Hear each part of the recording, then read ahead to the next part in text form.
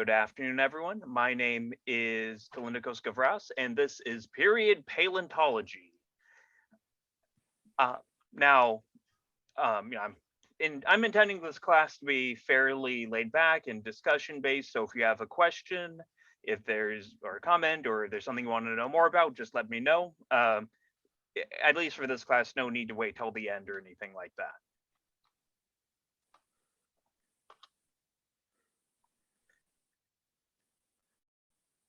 The giants were broods of deformed creatures of unnatural face and shape that appeared and were destroyed in the era when mountains were still being formed. So wrote Marcus Manilius in the 1st century in his book Astronomy. And this is what I call the thesis of my class. This is what I'm out here to try to prove and try to convince you is at least a plausible theory for how things worked in period and how people believed. First of all, I want to show that fossils were not unknown in the pre-modern world. It's not like nobody had any idea what a fossil was until some people started digging them up in the 1800s. Now, people in the pre-modern world came across these fossils and they interpreted them through their cultural lens. They tried to make sense of them using all the tools that they had at their disposal. And while pre-modern people did not understand geologic time, mass extinction events, things like that, fossil discoveries did give them some concept of the succession of species throughout Earth's history. Obviously, nothing that would come around in the modern era, but there was important information that they did gain from studying fossils. Now, I will be drawing heavily on the work of Adrienne Mayer. She is a classics professor at Stanford University, and in, I think it was 2000, she came up with this book, The First Fossil Hunters, which is dedicated to this topic. And she later came up with one that focused specifically on the Americas, on how fossil interpretation was done by the First Nations of North America, Central America, South America, and how these legends were passed down and then largely ignored by the settler nations, who then tried to find the fossils on their own, interpreted them without talking to the people who had been around them for for a very long time. Cannot think of the words today. Well, of course, the first one is focused primarily on classical Greece and Rome, and later on medieval Europe. Now, these were my main sources. I did do a fair bit of my own research to try to pad out the gaps, and this class will focus mainly on Europe, in that I had to make the cutoff, and I could do an entire other class on Native American interpretations of fossils. Also, as a fair warning, I will say the word fossil so much that it loses any meaning. You have been warned. So the first thing to discuss is, let's talk about fossil beds. Fossil beds are, simply put, they are places where a lot of fossils can be found, where the prehistoric conditions were really just right for preserving bones. A lot of times these are places that were very muddy or silty, where the bones would fall and then they would not be devoured because there wasn't enough oxygen for them to be. And then when this later dried out, the bones would have mineralized, would have become fossils. Now, there are some very famous ones around the Mediterranean basin. One of the most well-known ones is in Pekirmi, Greece, which started a fossil rush in the 1800s, and Fayum in Egypt. And to the right, we have the skeleton of a prehistoric whale, which was found in Fayum.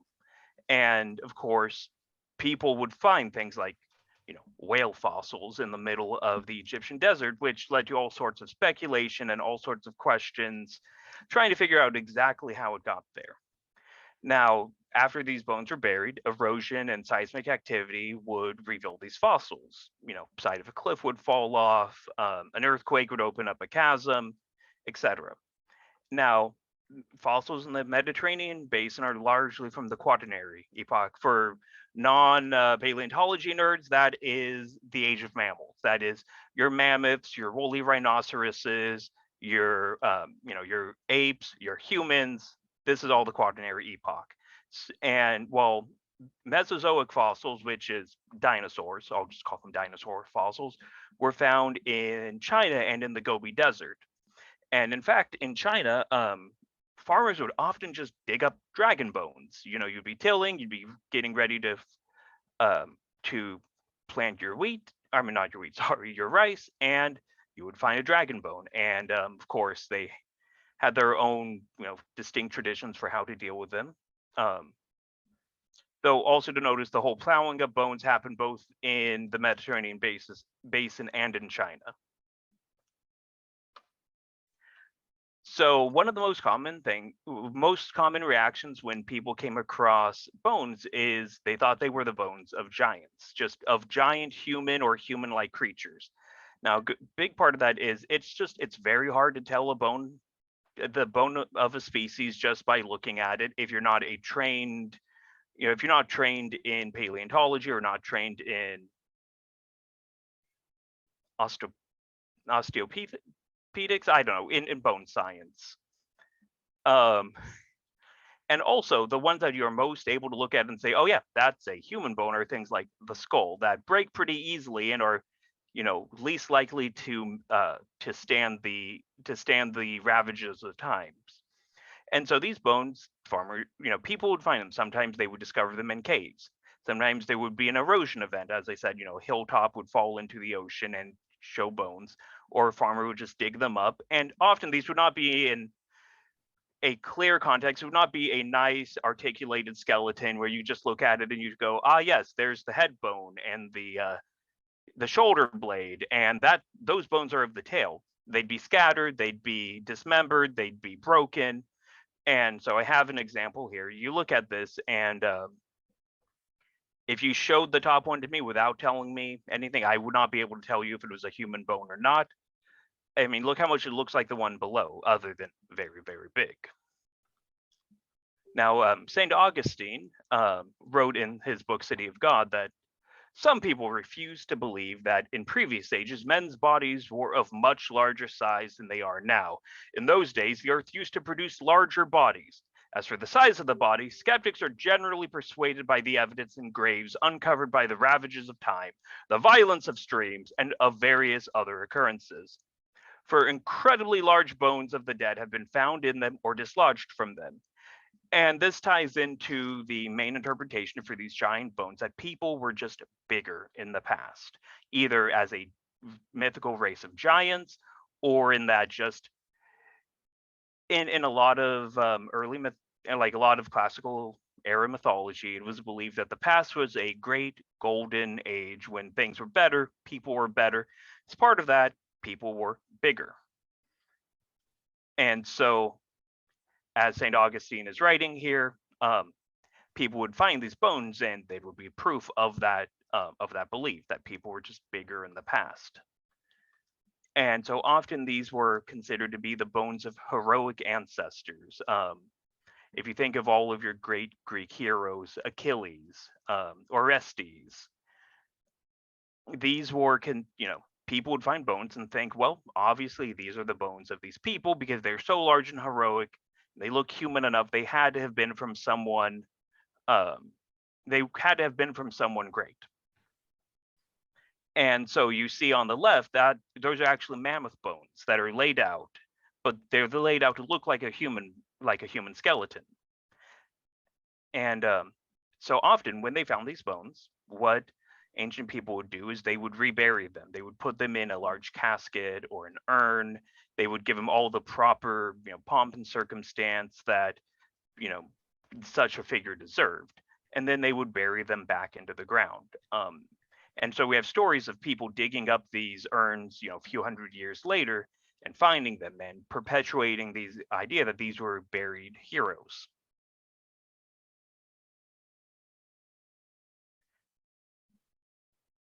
And to quote from Herodotus, often considered the father of history when he was writing about the Peloponnesian War, he quotes a blacksmith saying to a Spartan, or a Laconian as they were often called, "Laconian, you wonder at the working of iron, but had you seen what I have seen, you would have indeed had something to marvel at. For I was making me a well in this courtyard, when in my digging I chanced upon a coffin 7 cubits, that's 10 feet for us Americans, 7 cubits long. As I could not believe that there had ever been men taller than those of our time, I opened the coffin and found within it the corpse as long as itself. I measured it and buried it in earth again. So we actually have historic records of these heroic burials being found, being measured and analyzed, and being reburied.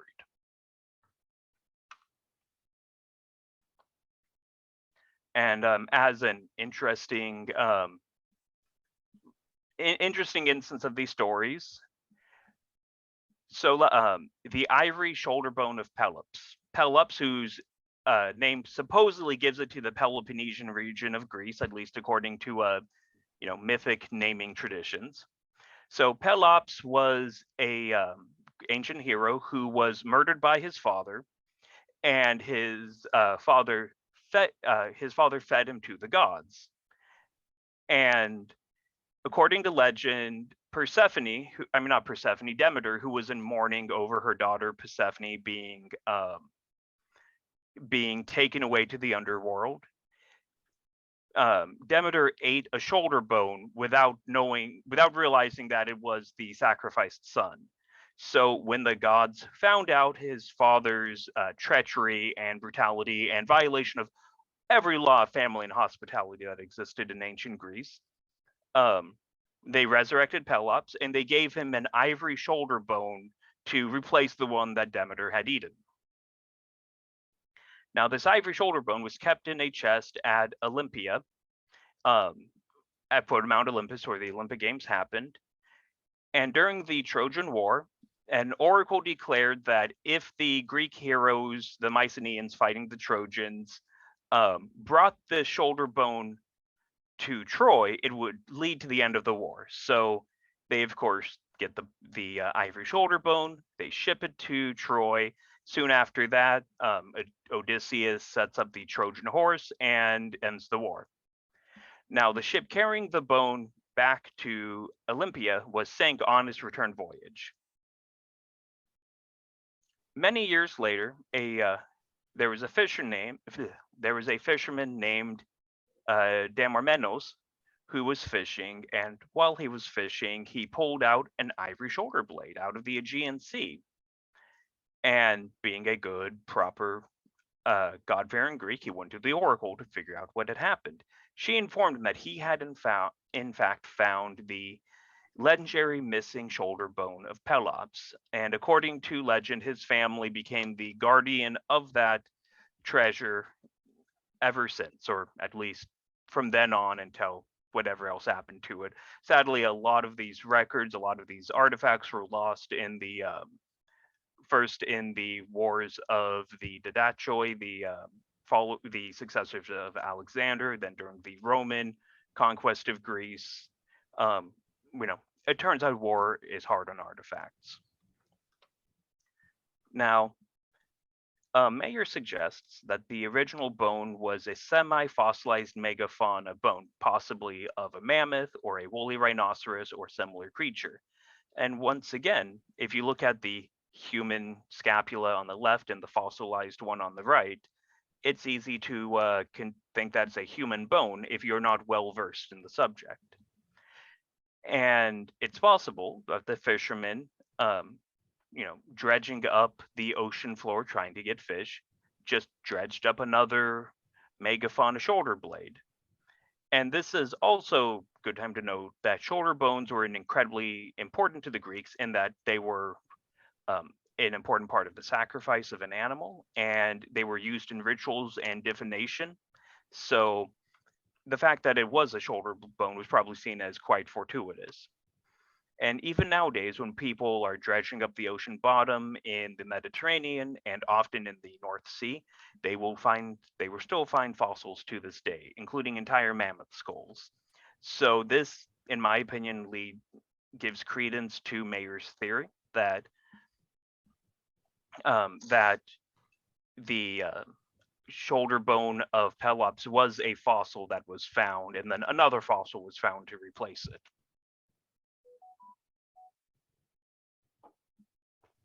of course, now we get into one of the most famous instances of a fossil probably influencing mythology. Now we have on our right, that is the skull of a pygmy dwarf elephant, which was native to the Mediterranean region. And if you look at it, you see this large hole in the middle. That was the nasal cavity. That is where the trunk came out of. Its eyes are actually these little holes in the side that are easy to miss if you don't know what an elephant skull should look like. Now, his theory, and this is one that has continued to this day, is that ancient Greek people would find these skulls and they would look at it and think that is a cyclops skull. That belongs to a large one-eyed monster. And as I said, that theory far predates Mayer. And drawing it forward into the Middle Age a bit, Giovanni Boccaccio, who is known to many of us as the writer of the Decameron, a rather great book about how to survive a plague, may I add. He has a story about people opening up an underground grotto and finding a giant skeleton that crumbled when people touched it, that he estimated was like 200 leagues tall, which was obviously an exaggeration, but estimating the size of things is hard. It's difficult. And he mentions of this giant that it was suspected by certain of the wisest people that this had been Eryx, a most powerful king of the region, son of Butes and Venus, killed by Hercules and preserved in the mountain. But certain people decided it was Entellus, who once killed a bull with his fist in the funeral games by Aeneas for his father Anchises. Indeed, others decided that it was one of the Cyclopses, very possibly Polyphemus, about whom Homer wrote much and later Virgil in the Aeneid. So this did not stop with the end of the classical era. Even in the 13 and 1400s, people were finding these bones, and they were interpreting them as those of giants and cyclopses. Now, we obviously have nothing of Boccaccio's giant left, nothing for us to examine nowadays, but reading the record, it certainly sounds like it could have been a cyclops like those found in the classical era.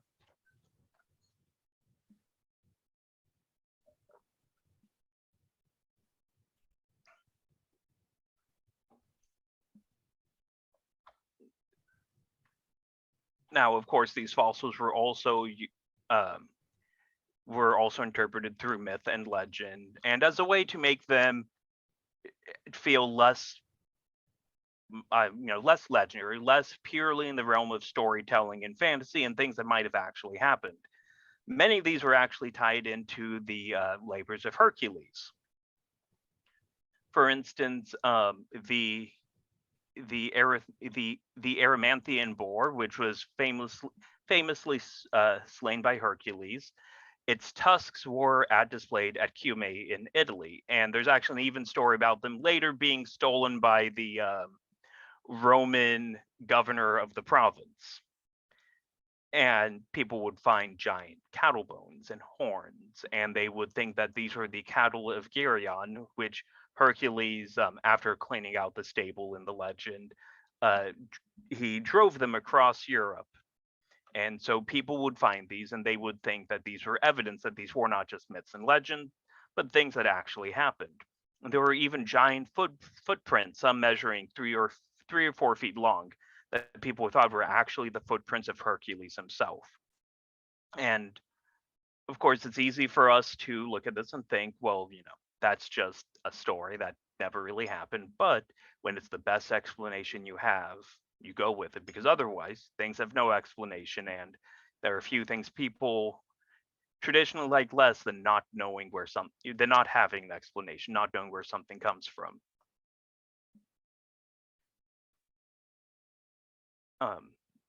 Now, as you will probably notice, elephants feature mammoths feature pretty prominently in that they were very large, very common, and very open to interpretation. Now, after the campaigns of Alexander the Great in Asia, after people in Greece became familiar with elephants, these bones started being interpreted as elephant bones. But of course, they needed to have some sort of explanation, since elephants are not, native to Greece. They were not found in the region in recorded human history. So there's very famously on the island of Samos, which is another very famous boneyard, another famous fossil bed. People had a myth that Dionysus had come from India with a mighty herd of elephants, and he had battled against a tribe of Amazon warriors and cleansed them from Greece and chased them away, and that the mammoth bones they found were those of the elephants of Dionysus who died in this battle. Later on in Italy, people would find these bones and they would describe them as having been left behind by Hannibal. That Hannibal's elephant's bones were littering the countryside of Italy and being found. Now, according to the historical record, Hannibal did not bring that many elephants into Italy, but again, it's the explanation that people could figure out.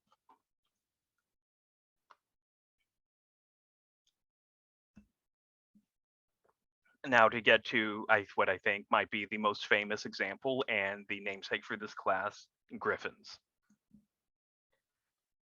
Now, griffins have always been a bit of a strange mythological creature in that people did not think of them as mythological. When the Greeks talked about legendary or mythical creatures, they talked about things like the Minotaur or the Chimera, things that were not thought to really exist, or at least not to really exist in the mundane, non-mythical world. However, griffins were written about as if they were real creatures that existed in what is now in what is now Siberia and the Gobi Desert region. And a lot of these myths came to them from the Scythian people, who were the desert nomads in the area and who were famous for mining for gold in the Gobi Desert. Now, the stories of griffins, which again just treat them as a normal, if exotic, animal that exists in the world that you might come across in your day-to-day travels if you go to the wrong area. It was not, as I said, seen as something fantastic.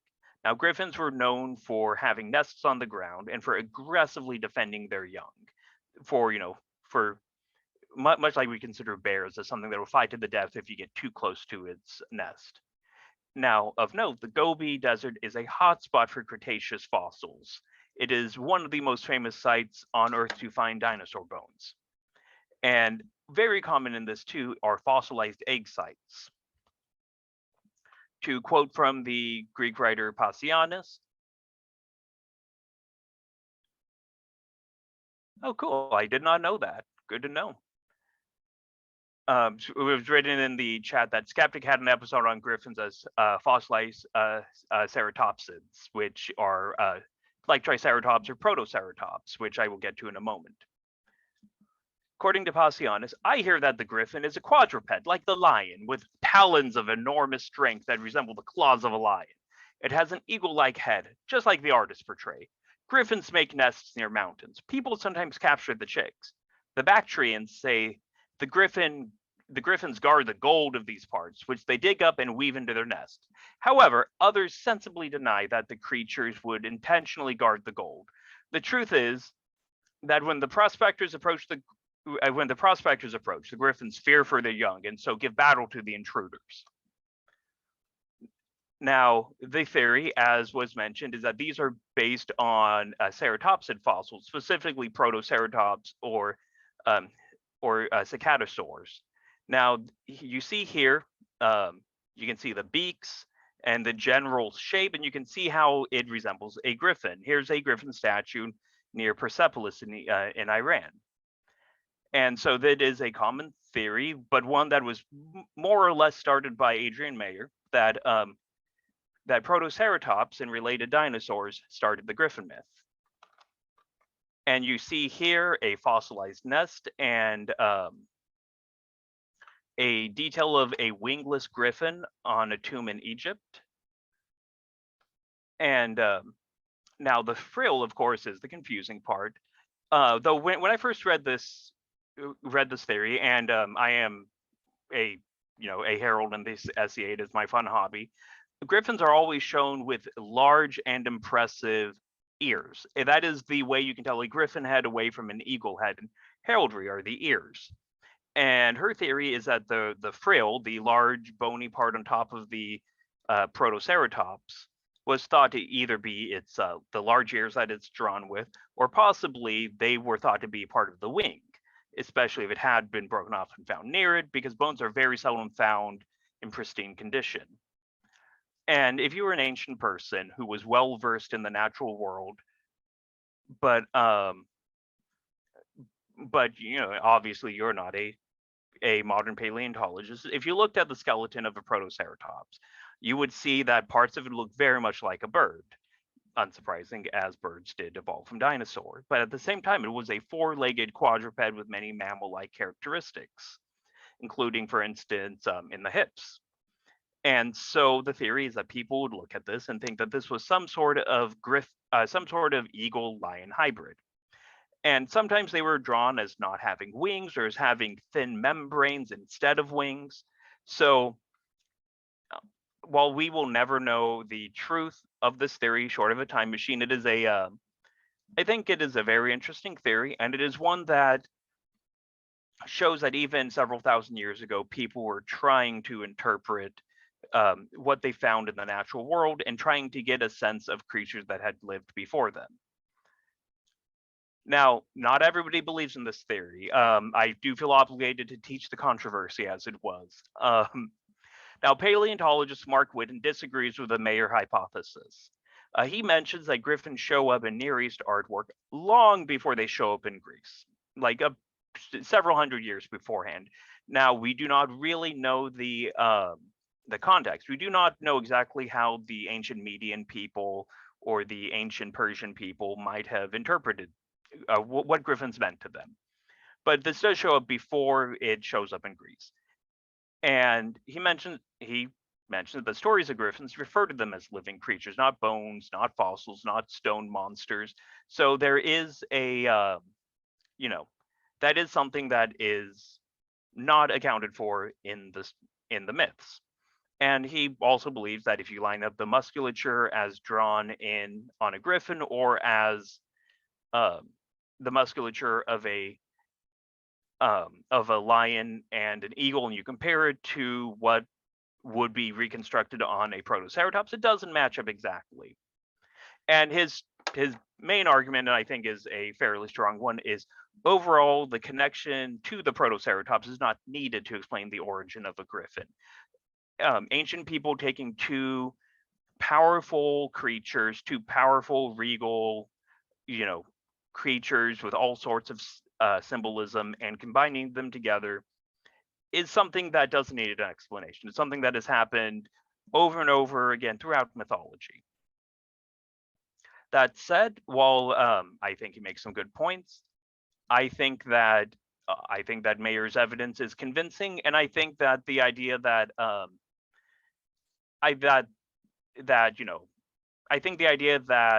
since they were portrayed as living creatures, they couldn't have only been known by bones. I think that misses how people were interpreting bones even long after this and in different contexts, which I will get to in a bit. So I go with the Meyer hypothesis, but again, teach the controversy. So moving on a bit to the medieval era. And now in the post-classical world, people would still find bones. People would still be engaging in paleontology. People would still be trying to make sense of the things they found. Often these were seen as saints or dragons, or as famously as giant ancient leaders. For instance, the bones of the Germanic leader Teutobuchus, I assume I'm saying that right, were displayed all around Europe, and eventually they were found in the modern era to be those of a Deinotherium, which is a type of mammothoid creature. Or famously, the Church of Italy, in Italy, the Church of Saint Donatus has bones hanging from it, which have not been analyzed, but appear to belong to some sort of large creature. It's possible that those may be some sort of ancient fossil creature. The legends say it was a dragon, of course, but until they get analyzed, we'll never know for sure. And even then, we may not know. There's a lot of interpretation that goes into it, even in the modern day. Oh, and apparently I put that. Oh, went the wrong way. And we also have them show up in other places. This here is a carved mammoth bone that was carved in 1443 by scribes belonging to Frederick III of the Holy Roman Emperor. And he donated this carved bone to St. Stephen's Cathedral in Vienna, where it is still to this day.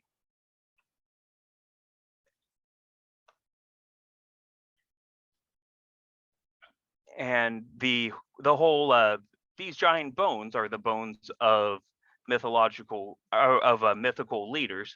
Did continue into the Middle Age as well. This is from Morris Hopt's Liber Monstrum de Diversis Geneberis, and this is not a Latin class, so I know the pronunciation is terrible, but he writes, there are monsters of an amazing size, like King Hygelac, who, by the way, was the uncle of the famous Beowulf, like King Hygelac, who ruled the Geats and was killed by the Franks, whom no horse could carry from the age of 12.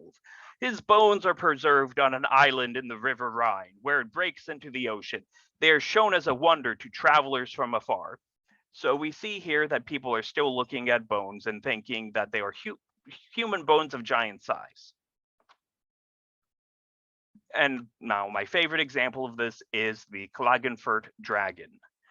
In the town of Cloggenfert in modern day Austria, there was a legend that the town was founded after its founder slayed a mighty dragon. Oh, and I lost a slide here. Oh, that's what I get for doing it at the last minute. Now, they built a fountain to commemorate it in town square.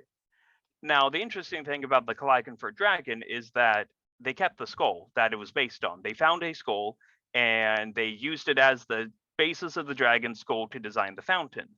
Later in the modern era, that skull was examined and found to be that of a woolly rhinoceros. And so you can see here the fountain and see here the rhinoceros. As I said, separated at birth, you decide. See the resemblance. And so this is more seriously considered to be one of the earliest paleo-artistic pieces that exist. Now, as I mentioned, I don't personally agree with the theory that just because a creature is only known from bones, that people would not think it was a living creature. And I think a good example of this is the Yinshu, or also I've seen it as Yinshu. Now, this was a creature that was known by a mythical creature that was known by the people of what is now Eastern Siberia. And they believed that this was a race of large burrowing rodents. These were large, squat, had very long incisors to dig through the earth with, and if they ever came up to the surface, that they would die. And this was something that they believed existed in their present, something that they did not think was mythical or legendary, and something that they often found evidence of course, mammoth bones. And they thought the mammoth tusks were actually giant incisors to dig with.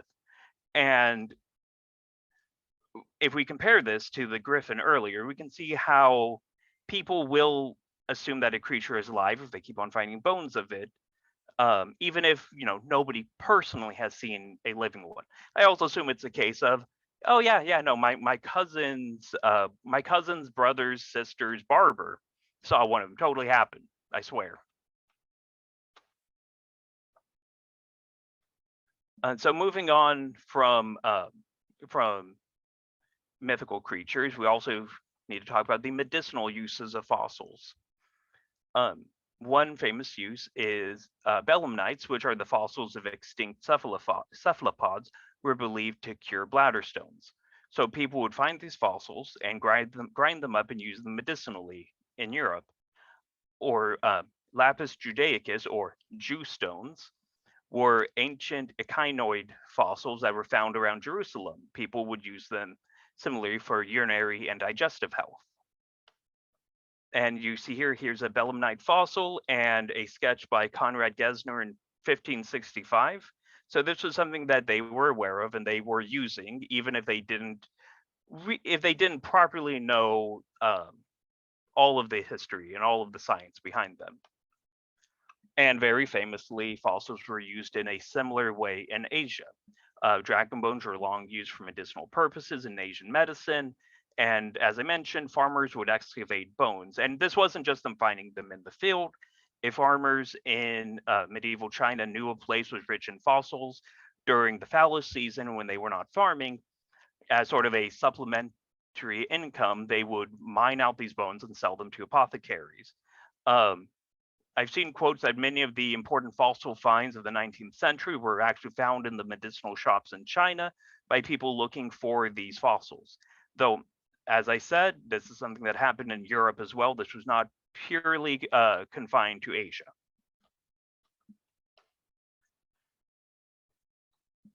Now, drawing back a little bit from specific creatures, something that perplexed people throughout the pre-modern time were that seashells would be found on mountaintops. People would find all sorts of evidence of marine life in places where, you know, nobody in their lifetime had ever seen water or had ever been underwater. So we know this was due to plate tectonics and seismic forces, and of course, you know, the very, very deep geologic time. The writers like Xenophanes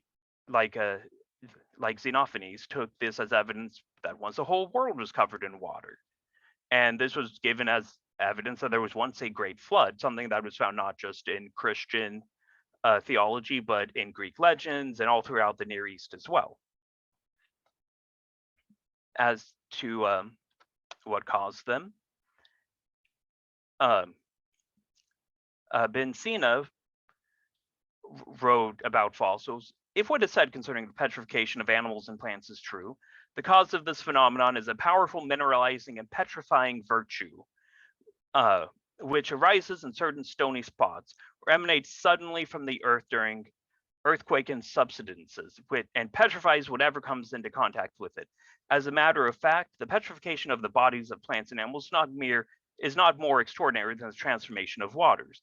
And by virtue, he means some sort of like liquid or substance that was coming out of the earth. And so, and this was built off of ancient philosopher theories. Aristotle believed that fossils came from some sort of petrifying vapor, while Neoplatonic thought held that fossils were attempts by inorganic matter to copy organic matter.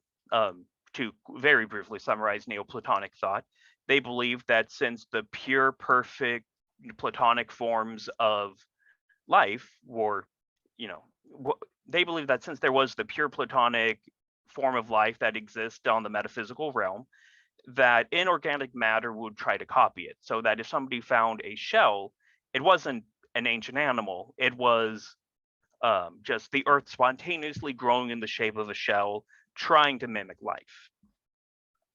Now, Leonardo da Vinci, yes, that Leonardo da Vinci, he would explore the hills outside of Florence, and he noticed that not only would he come into contact, or not only would he find seashells and similar things, he would find what we now call trace fossils. There would be burrowings, there would be, you know, little layers and things that show that these things were moving around and not just rocks growing in the shape of shells. And so he took this as evidence that these hills had once been underwater and had once maintained life. And you know, I think it's very cool to see so many disparate figures get drawn into this, especially as something that isn't usually discussed or talked about or taught. I mean, until recently, I thought the history of fossils started in the 1800s. So if we... Pardon my interruption, 10-minute warning, 10-minute warning. Okay, thank you. So just to briefly summarize my last few slides, ancient peoples, especially pre-Christian, had some idea of extinction, even if they did not understand the details. In recorded history, they had seen the depopulation of European lions and European bears, and writers had remarked on species that were no longer found where they had once been populous. There were stories of creatures like centaurs and satyrs being brought by Hercules or the hunter Orion. And people understood that fossils were something very, very old, even if they didn't always understand how old. And this did tie into something of a succession of species, of people understanding there had been time where the species were different and they died off and been replaced with the species we know now. How is this helpful?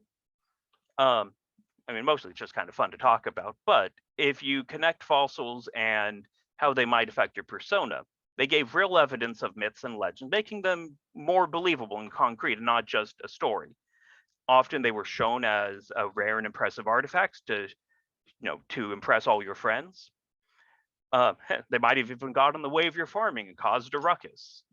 And your persona might take lapis judaica to as a health tonic. So these are things that you might have interacted with in your day-to-day life. So that is my slide deck. That is my presentation. Does anybody have any questions, comments, concerns, anecdotes?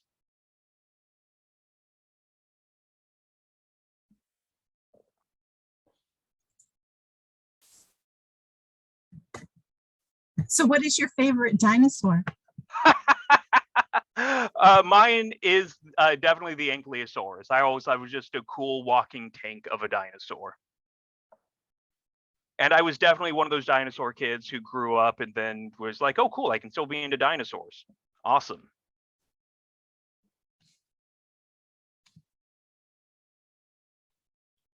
And again, just to show the books one more time, Adrian Mayer's The First Fossil Hunters and Fossil Legends of the First Americans.